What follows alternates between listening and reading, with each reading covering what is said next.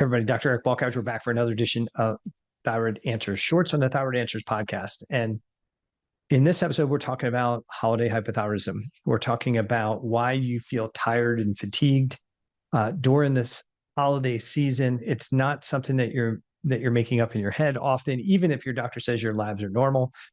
It is a normal response to stress overload during the holidays. And that's what we want to talk about today. I'm going to give you 5 tips before we finish so that you can maybe sail through the holiday season feeling and functioning better and not feeling like you need to manipulate a thyroid medication dose or go get thyroid medication if you're not on it already.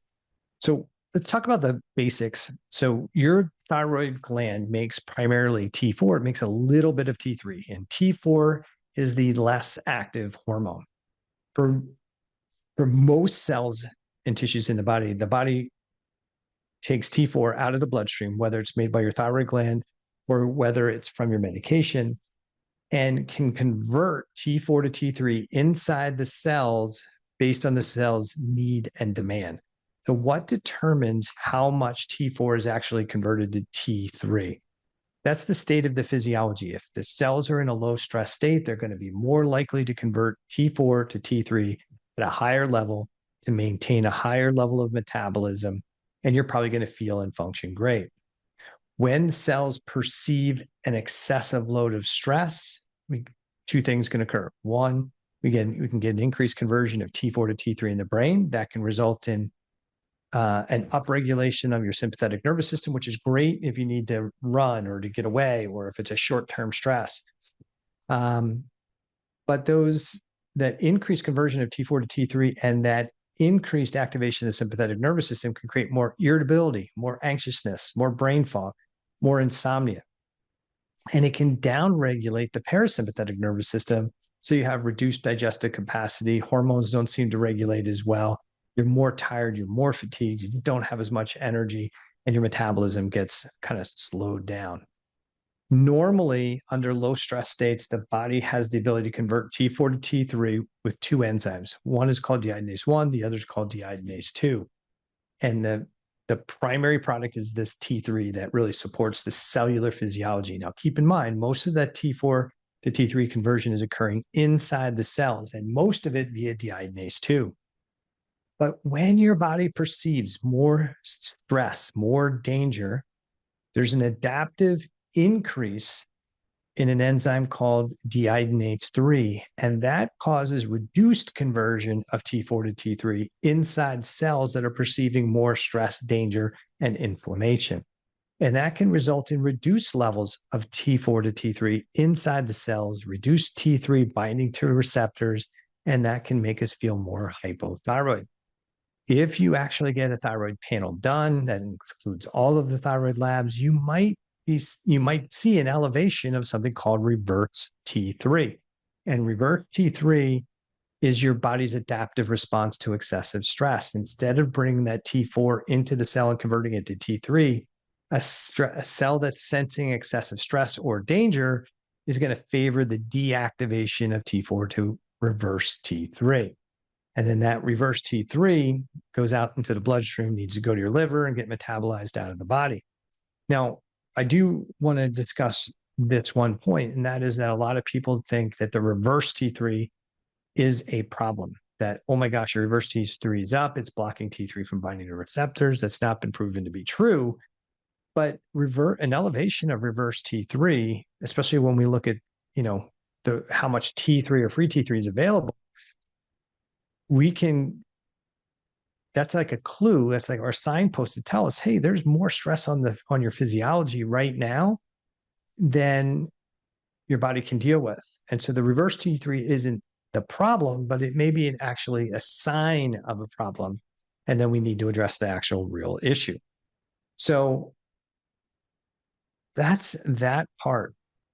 Now, part 2 here is, why do we tend to see an increase in reverse T3 and maybe a decrease in T3 or free T3 during the holiday season? There's lots of things that can contribute to it and increase the load on your physiology. One of those is disrupted sleep patterns. We're oftentimes staying up a little later because we're shopping or we're going to events or we're traveling, maybe getting up earlier to try and get extra work done because we were up late, or we had events after work that we couldn't get our normal stuff done. So late nights, travel, screens reduces the sleep quality and quantity. And this is a stress on your physiology.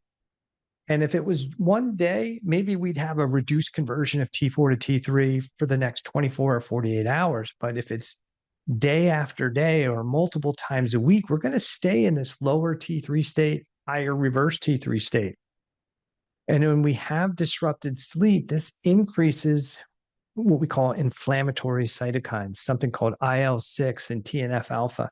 And this can trigger the inflammatory response. This can trigger the reduced conversion of T4 to T3 via deiodinase 1 and deiodinase 2. And it can upregulate deiodinase 3, causing the body to convert more T4 to reverse T3, more T3 to T2, and we're going to have a tendency to not feel as good.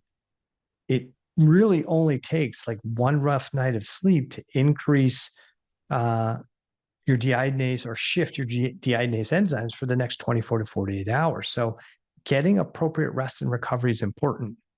Another thing that typically drives the rise in reverse T3 and a drop in T3 or free T3 is what we're doing from a diet and alcohol standpoint.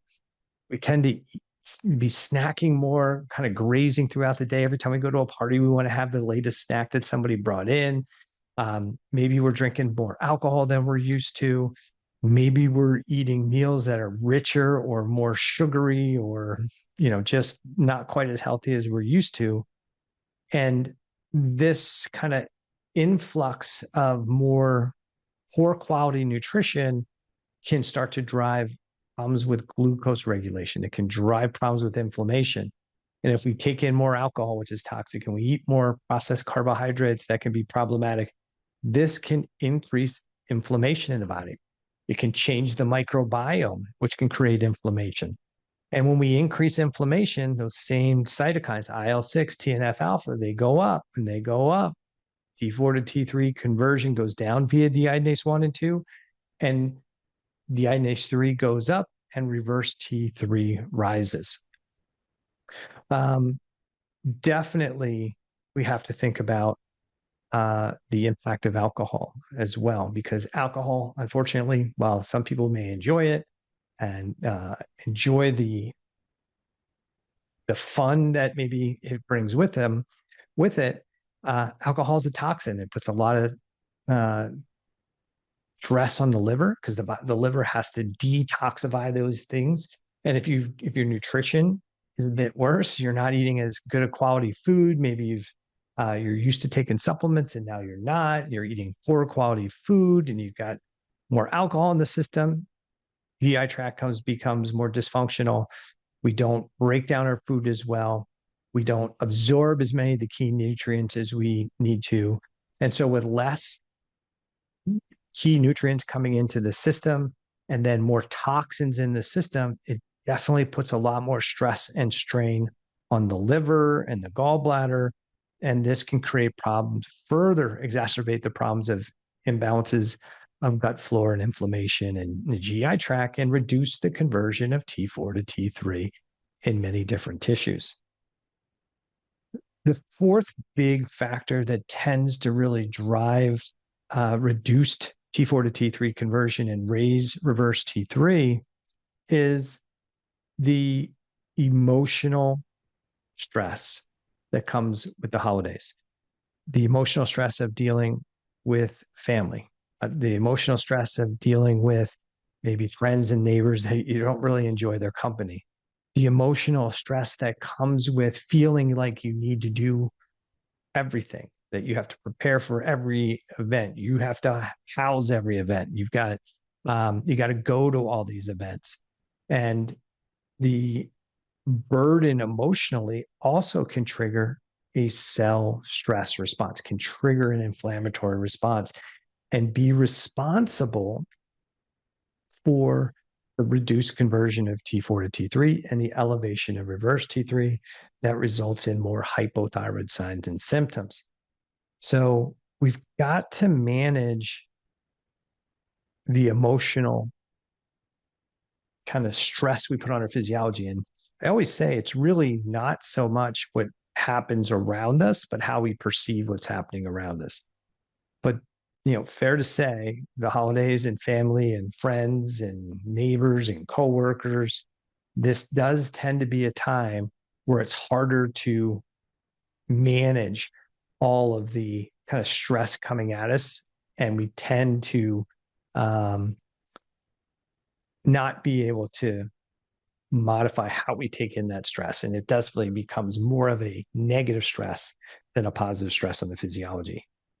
Another thing that really can contribute to issues is physical activity. And I think daily physical activity is critical health and well-being. And we see two things happen during the holiday season. For some people, they're used to a habit of daily physical training, daily physical sustained activity, 30 to 60 minutes a day that includes something like strength training, slow cardio, maybe something like HIIT, maybe something like yoga or Pilates, and balance and stability work. And through the week, they maybe do a combination of all those things. Maybe somebody has that habit. But during the holiday season, many times those healthy exercise habits go away. So the person is increasing their unhealthy habits, more alcohol, more kind of toxic food, more family stress, more life stress, more financial stress, and less physical activity. And so in these people, they're reducing their physical activity, and this can have a negative impact on their overall physiology because exercise helps drive healthy sleep habits and healthy sleep patterns.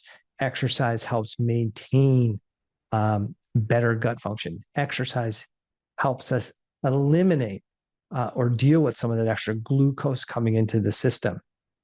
Physical activity and movement helps the body kind of move lymph so we can detox the system better. So for some people, the lack of physical activity and training during the holiday season contributes to a problem. For a lot of other people, the opposite occurs. As instead of maintaining their healthy habit of daily activity and exercise, they actually start to ratchet up their physical activity during the holiday season because they look at it, well, if I'm going to eat more crap, if I'm going to stay up later, I'll just work, I'll do more physical fitness and activity to kind of offset the alcohol and the poor diet and poor nutrition. And the problem is with the added life stress, emotions, finances, some disrupted sleep, ratcheting up the physical activity above what you're used to could contribute to the excessive stress load and actually be more problematic than beneficial. So we're going to talk about some tips a little bit later in this episode of things you can do to kind of help regulate stress during the holidays so you don't have this holiday hypothyroidism. But let's cover a couple myths real quick.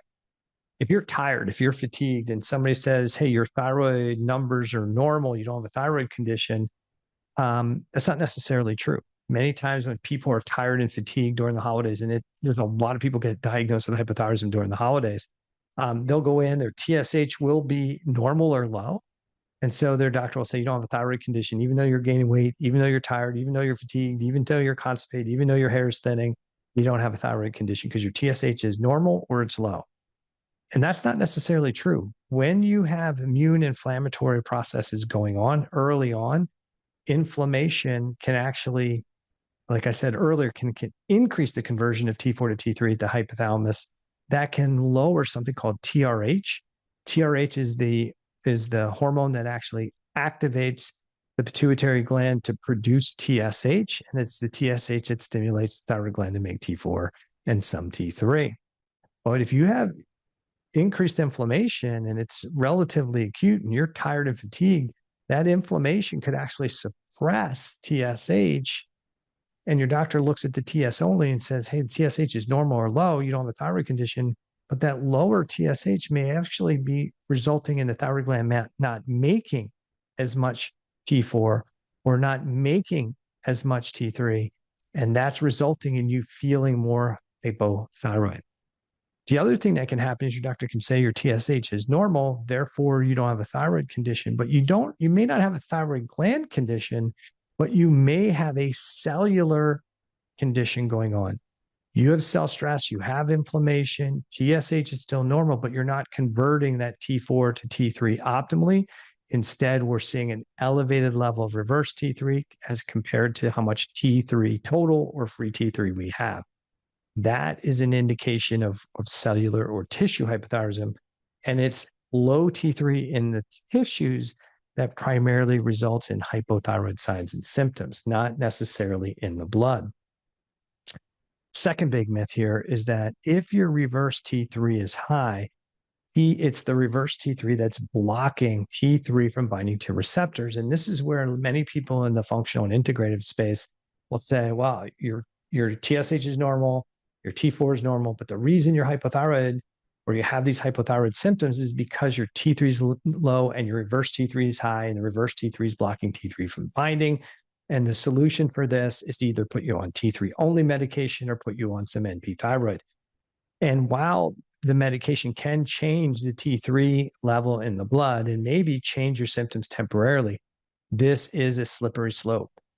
The reduced T4 to T3 conversion is not broken physiology. The reverse T3 is not blocking T3 from binding. It's the inflammation. It's the cell stress and the inflammation that's preventing the body from converting T4 to T3 optimally and favoring the deactivation of T4 to reverse T3. That is the issue. So if you just add T3 to this system, you may temporarily feel better, but you're going to actually suppress your TSH. You're actually going to suppress the gland's ability to make T4 and T3. And you're going to start this unending merry-go-round ride of trying to figure out what is an appropriate dose because you were focused on, or your doctor was focused on optimizing a blood value and actually, instead of actually addressing the root cause issue. A third consideration, especially when you're gaining weight through the holidays, is I'm just going to work out harder. I'm going to try and offset the poor habits and poor lifestyle with more physical activity and training. While this sounds good on paper, it actually creates more issues and problems. I already kind of talked about this already. So I think that one of the most important things is that if you try to, because of poor habit and lifestyle, that's causing reduced conversion of T4 to T3 and increased level of reverse T3, that if you just increase your training and just overtrain, that you can overcompensate for what's going on and you'll fix your physiology and you'll start to lose weight and have less inflammation. And that's just not the case. And maybe, as I said earlier, that may actually contribute to more stress on the system and actually a more sluggish metabolism. The fourth myth that I think people fall into the trap is during the holidays is they think that the only reason that they're gaining weight, they're more tired, they're more fatigued is just the food that they're eating. So they may eat healthier, but still not protect their sleep, still drink more alcohol, not have an appropriate level of physical activity and exercise, not be as concerned about how they're managing life stress, work stress, financial stress, and everything else that goes on with the holidays. Everything matters. So you can eat a pretty healthy diet, but if you're just staying up too late, not getting appropriate levels of sleep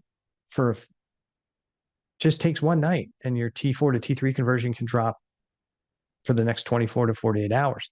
So we need to be protective of all of our healthy habits and not just focus on one. You want to do the best you can through all of them.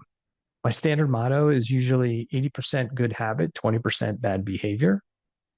But if you're doing 80% bad behaviors and 20% good habits, you're probably going to struggle through the holidays. So just be a little bit better with some of those negative stressors on your physiology. So, what are some practical tips, things that you can do to reduce the likelihood of holiday hypothyroidism? Make sure you're protecting your sleep. That's first, right? Make sure, regardless of what needs to be done, that you're really protecting your sleep. If there is a night where you don't have the ability to get good quality sleep, or you have to be out late, don't compound it with other bad behaviors if possible. So, in the evening, start planning and preparing for sleep, maybe 60 minutes ahead of time. Turn the heat down, turn the lights down, try and get off your phone, get off email, stop doing a lot of running around the house and work. The body needs to cool a couple degrees to trigger the body that it's time to go to sleep. So slow down, do less activity, get off the devices that can be more stimulating, and that'll probably help support sleep. Make sure your bedroom's cool and dark.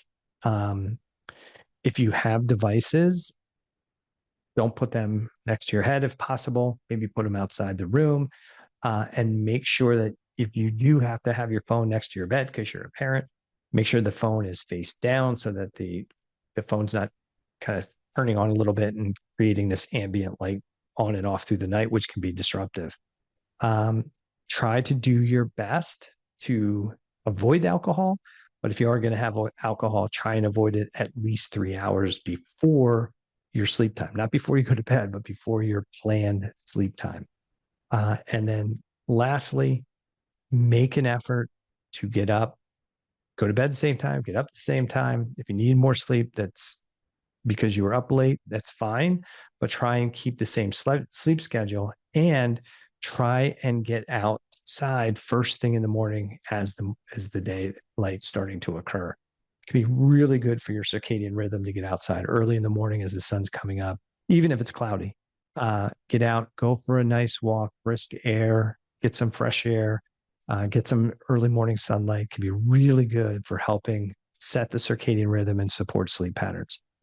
Second big thing to do comes down to food. During the holiday season, almost everybody's going to be indulging in things that maybe they wouldn't normally, or potentially eating more volume than they normally would. Probably the best thing today, or the best thing to do, is make sure you prioritize protein. Make sure that protein is at every meal that you're going to have. Maybe we should be shooting for somewhere around 30 grams of protein per meal as a general rule, and make sure that's number one thing on the plate. Healthy fibers with plants and veggies, and then healthy types of fat. Make those things a priority. Make sure you get enough of those things. If you're going to indulge in sweets and treats, make sure it's after the healthy meal comes first. Protein heavy first, and get the fats and healthy fibers in. And then if you're going to have something, have a small treat and leave the leftovers. Don't take any with you. The other thing that can really help, especially during the holidays, is after your meal, go for a walk. I mean, increasing physical activity post meal may help you dissipate or get some of that extra glucose out of the bloodstream, so it's not hanging around, binding onto proteins, creating a sticky mess and creating inflammation in your physiology. So go for a meal, go for a walk post meals, 10, 15, 20 minutes post meal. It's going to help you reduce the glucose levels, lessen the inflammation load.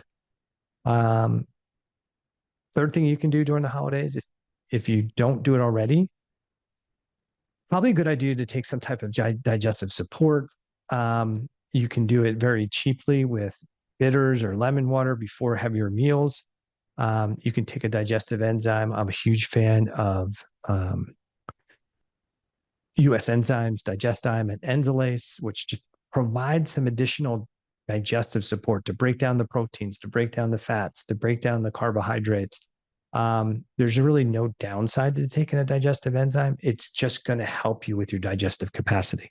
And the reason that's important is because under stress and under inflammation, we talked before that kind of the stress trigger increases T4 to T3 conversion in the hypothalamus, increases the sympathetic nervous system, and we get a down regulation of the parasympathetics. That means your stomach acid production is going to go down. Your pancreatic output of digestive enzymes is going to go down. So anytime there's more stress and inflammation on your physiology, it's probably beneficial to take a digestive enzyme or take some digestive bitters or squeeze some lemon into a glass of water to trigger better digestive enzyme and stomach acid capacity. Another thing to do under healthy nutrition is definitely increase your water. Maybe making sure that you're consuming about half your body weight in ounces of water. And why is this important? Well, during the holiday season, we said we have a tendency to drink more alcohol, to consume more toxic foods, and we need healthy liver, and then we need especially healthy bile flow. And your bile, which is released from the liver into the gallbladder and the bile duct, and then when we eat, that bile is released into the GI tract, and that bile acts as an antimicrobial. So it kills bacteria and viruses and other fun stuff coming from our food. It also helps break down the fats in our food so we can absorb the free fatty acids from the triglycerides.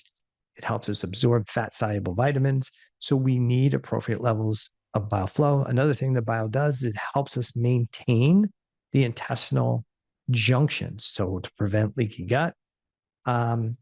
So we need it. And bile is also critical to helping us get rid of toxins from the body. So during the holiday season, if you're consuming more alcohol, that's dehydrating. And so if you're drinking more alcohol, you have more toxicity. If you're drinking less water, that means you have less water to support healthy bile flow. That can create bile to become more sluggish and lead us to more biliary congestion, poor digestion, fat malabsorption, loose stools, constipation, all kinds of fun stuff. So digestive bitters, lemon water, digestive enzymes, increase your water intake, especially if you're going to be consuming alcohol and more coffee. And then you might want to consider more magnesium support, because as we increase stress load, we tend to go through more magnesium. The type of magnesium, probably something like magglycinate or magmalate or magthreonate, to help get that. Those are more absorbable forms of magnesium. Probably don't focus on mag citrate or mag oxide unless you're really struggling with constipation. What else can we do? We said the holiday season tends to provide more stress on the physiology, which can increase our sympathetic nervous system. So make sure you're taking some breaks through the day to activate the parasympathetic nervous system. Gargling, humming, singing, all can activate the vagal nerve. Going for a walk, just sitting outside for a while, doing breath work or breathing exercises. All of these things can be beneficial to support the parasympathetic system. Just not being on your phone or on TV and just sitting with yourself outside can be extremely beneficial. Another thing you can do, we talked about this a little bit, smart training during the holiday season. Don't try and overdo it. Don't try and compensate for too much alcohol and poor diet with excessive physical activity. Don't try and overtrain to compensate for some bad habits or bad behavior. Instead, if you're doing a lot of kind of more toxic food, more alcohol, you're up later, you want to still do some physical training and exercise, but we don't want it to be excessive. Maybe even have to gear down a little bit so we're not adding more stress and strain to our physiology. Another thing that kind of ties into this is the sauna, infrared sauna, regular sauna, cold plunges. These are things that are very attractive to a lot of people today. And sometimes people are like, "Hey, I'm under stress. Could the sauna be helpful? Could the cold plunge be helpful?" And the reality is, if you're already under an excessive load of stress, both sauna and cold plunging are going to add more stress to your system. So while I love them and I do them myself, I don't think when you are already under an excessive stress load, these are necessarily good times to add these if you're not doing them already. If you are doing them already, you might again want to just kind of pull back on those a little bit, maybe not do it as frequently during that high stress period of time, because they can create some stress on your physiology. And if you're already over exercising, not getting good sleep, eating toxic foods, drinking too much alcohol, have a lot of a family and life stress going on, adding another stressor to the picture may just be too much. Yeah, so I think that's it for this episode. So key things, I just want to kind of summarize what we talked about here. The overall stress load does tend to go up during the holidays. So keep that in mind. If you feel more tired, if you feel more sluggish, if you start to gain weight, if you are generally not feeling as good and you're feeling like you have more hypothyroid symptoms, I urge you not to jump to increasing your medication or adding T3 if somebody runs your labs and sees lower T3 and high reverse T3. Instead, my recommendation to you is to figure out how you can balance some of this increased stress on your physiology, maybe with more rest, with more recovery, versus just piling more medication in. Because if your system is already overstressed and it's trying to adaptively decrease the conversion of T4 to T3, and you rush in with more T4, that could further increase your sympathetic nervous system. If you rush in with more T3 that the body didn't want anyway, that thyroid medication could actually be contributing to the excessive stress load and actually make you feel worse, not better. So I hope this edition of Thyroid Shorts has been helpful. If you're a person who's struggling and needs some help, you can always go to my website, drericbalcavage.com, and request a complimentary discovery call. If you're a person who's looking for, how do I evaluate my fitness factors? How do I evaluate the stress on my physiology? And you want some things that you can do on your own without hiring a clinician to help you, DM me Blueprint. My team will send you a link to my thyroid recovery blueprint, which has an assessment of all 18 fitness factors that I work on with my clients. You can do an assessment. You can fill out that questionnaire. It's a self-assessment. And then you can look at which areas you haven't scored like an 8 out of 10 or above. And then look at the individual questionnaires for each fitness factor, complete those. And then there's a support protocol for each individual fitness factor question that is asked. So if you fill out the sleep fitness questionnaire and question 4 and 8 and 12 are ones where you scored poorly, then you go to the support guide and there's suggestions for things you can do for question 4, 8, and 12. Okay. So again, if you're interested in some self-guided help, you can DM me Blueprint and my team will send you a link to the Thyroid Recovery Blueprint, which covers all the fitness factors I work with on all my clients.